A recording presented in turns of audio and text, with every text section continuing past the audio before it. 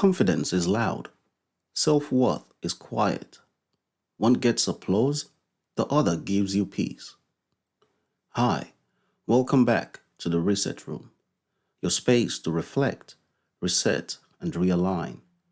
I'm SO, and I'm so glad you're here. If you've ever wondered, I look confident, so why do I still feel empty, insecure, or like a fraud? This episode is for you. Because what we are talking about today isn't the usual just be more confident pep talk. It's deeper, more honest, and more lasting. We're talking about what actually builds real self-worth and how it's completely different from surface level confidence. This episode might challenge you, but more importantly, it might free you. So let's talk about what actually builds real self-worth. Confidence is not the same as self-worth.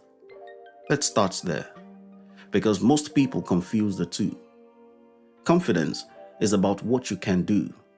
Self-worth is about who you believe you are. Confidence says, I'm good at this thing. Self-worth says, even if I'm not good at this, I still matter. Confidence is loud. It shows up at interviews, on stages, at networking events. It can be built from repetition, practice, skill building, and so on. But self-worth? Self-worth is quiet. It shows up when no one's watching. It's how you talk to yourself after you mess up. It's what you believe when you are alone with your thoughts. It's whether you still feel lovable when you fail, or make a mistake, or disappoint someone. And here's the trap so many of us fall into. We try to build our worth through confidence-based activities by thinking achievements, validation, or applause will make us feel enough. The issue, though, is they don't. Confidence gets you in the room. Self-worth decides whether you belong there. Let me be honest. For a long time, I was chasing confidence too, thinking it would magically unlock self-worth. I had the job titles, the people-pleasing smile, the polished version of me that people complimented, but behind the scenes, I was overthinking every interaction, questioning whether people really liked me, second-guessing myself constantly. Even when I won, I was still exhausted from trying to prove I deserved the win. I looked confident, but I didn't feel worthy. And that's when I realized I'd been building the wrong house. Confidence is rented. Self-worth is owned. And I wanted to come home to myself, not keep renting a place and not keep renting peace from external winds. So I repeat again, confidence is rented. Self-worth is owned. So what exactly does real self-worth stand on? What is real self-worth built on? Self-worth doesn't come from praise, success, or performance. So where does it come from? Here's the truth, and I'll share with us a few points. Number one, self-worth is built through self-trust. Every time you honor your boundaries, every time you follow through on something for yourself, not for others, you build a little more trust in yourself. And make no mistake, self-trust isn't about always having the answer. It's about being honest when you don't.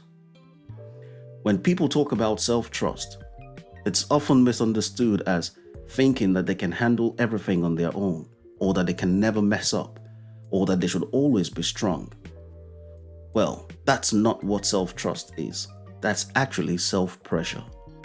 True self-trust is grounded in honesty, not perfection. Real self-trust is more like you telling yourself that you know when you're reaching your limit, and you know when to ask for help when you need it. Self-trust is more like telling yourself that you can trust yourself enough to admit when you don't know something. or being honest with yourself to know that being honest is not going to make you feel less worthy, but instead it makes you feel more human. So self-trust is built through self-honesty. And that honesty includes saying things like, I'm not okay right now, or I'm overwhelmed, or I don't have the tools for this yet. See, these aren't statements of weakness. And actually, they are statements of inner integrity. When you lie to yourself to look like you've got it all together, you actually erode your self-trust. Why? Because on a subconscious level, you know you're pretending. But when you show up honestly, even if that means you saying this is hard and I need support, you signal to yourself that you can be real with yourself and that you can be safe with yourself. And that's where self-trust is built. Number 2, on what self-trust is built on, is self-worth is built through internal validation. Not waiting for someone else to say you did good, but learning to say, I'm proud of how I showed up, even if no one else noticed. See, because internal validation is the process of recognizing, affirming, and responding to your own emotional experiences, thoughts, and needs without needing external approval to justify them. It's that inner voice that says it's okay to feel what I feel. That inner voice that says you can be proud of how you showed up even if no one noticed you. Or saying to yourself that you know that you did your best and that's enough. But why do we struggle with this? We struggle because most of us were raised, explicitly or subtly, to outsource our worth. We've been told that good job means or equals being valuable. Or when we cry, our feelings don't make sense, and that's the reason why we cry. Or when we're told you're being too much or too sensitive, our reactions are not valid. And so we learn to wait for people to praise us in order for us to feel proud. Or we look for applause just to feel good about our efforts. And some of us even doubt our emotions if others don't share or accept them. See, all that this creates is what we call self-abandonment loop. We ignore our own truth to chase someone else's validation. So this is what internal validation looks like in practice. Let's break it down in a few core ways. Number 1, emotional validity. Instead of judging or suppressing our feelings, internal validation allows us to witness them. So instead of us feeling or saying to ourselves that we feel anxious right now, we can say we feel anxious, but that makes sense, and that because this is a big moment. Internal emotional validation can also make us acknowledge within ourselves that we feel joy and that we don't need to downplay it or wait for others to celebrate it with us. Internal validation can also look like this in practice. Self-acknowledgement. Noticing our own effort without waiting for recognition. This rewires our brain to see and respect ourselves. No audience needed. Internal validation can also look like this in practice. Holding boundaries without guilt. Even if they don't like it, even if people don't like it, it's still right for us. When we stop needing everyone to approve of our choices, we stop bending ourselves out of shape to be liked. And why is internal validation a self-worth superpower? It's because when you validate yourself consistently, you become less reactive to criticisms or praise. And that's because you become more anchored in your truth, not approval. You also recover faster from rejection because it doesn't mean that you're unworthy. You just learned to cope and to believe in your own internal validation. You also stop over-explaining, over-apologizing, and over-performing.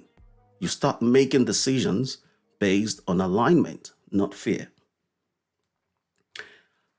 Another thing that self-worth is built on is self-worth is built by embracing imperfection. See, confidence thrives on "I've got this." Self-worth says, even when I don't got this, I'm still okay. Perfectionism is the downfall of many. And as we've mentioned earlier, it's mostly because we are looking to achieve a standard that wasn't even set by us, but set by others, a moving goal. Number 4 of what self-worth, real self-worth, is built on. Self-worth is built in the dark moments. When things don't go to plan, when you fail, when you're misunderstood or rejected, and you don't abandon yourself, that's when your worth isn't just an idea. It becomes embodied.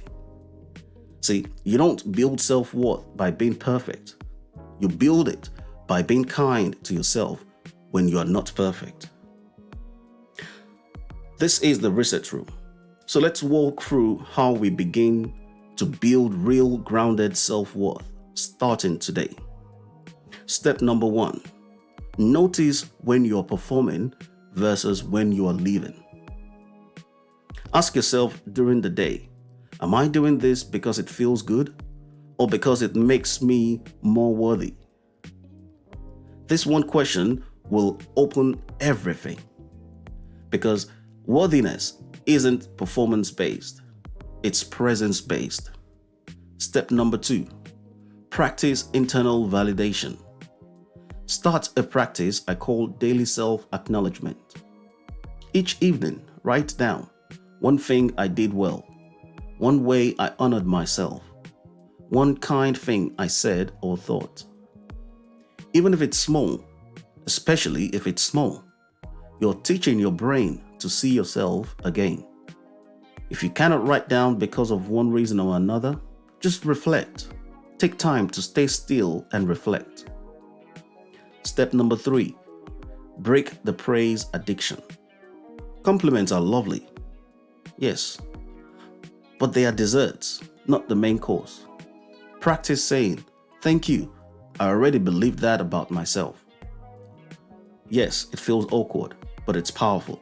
And I'm not saying to always say that out loud. Say that internally. Every time you receive a compliment, still say thank you. But tell yourself, I already believed that about myself. You are reinforcing the idea that you don't need praise to believe in yourself. If you feel uncomfortable saying it out loud in response to a compliment, hey, loud it to yourself internally. Step number 4, forgive yourself for being a work in progress. I mentioned earlier on, perfectionism kills self-worth. You are not failing, you are unfolding. Make space for grace. Say this to yourself, I am not behind, I am not broken, I am building. And repeat that as often as needed. Compliments are desserts, like I said, not the main course. Learn to feed your own worth. Right. You don't have to become worthy. You already are. Self-worth isn't something you find. It's something you return to. No title, no award, no approval will do the work of healing you from the inside out. And the most powerful thing, you can start building your self-worth quietly, today, with how you speak to yourself, how you forgive yourself, with how you show up when no one else is looking. Confidence may open doors, but self-worth will let you walk through them without shrinking. You are not a performance. You are a person, and you are enough. Not because of what you do, but because of who you already are. Confidence is what the world sees. Self-worth is what you come home to. Okay, In the next episode of the Understanding Self-Worth series, we will be diving into healing the need to prove yourself. We will unpack the roots of overachievement, performance pressure, and how to reclaim your worth without needing to earn it.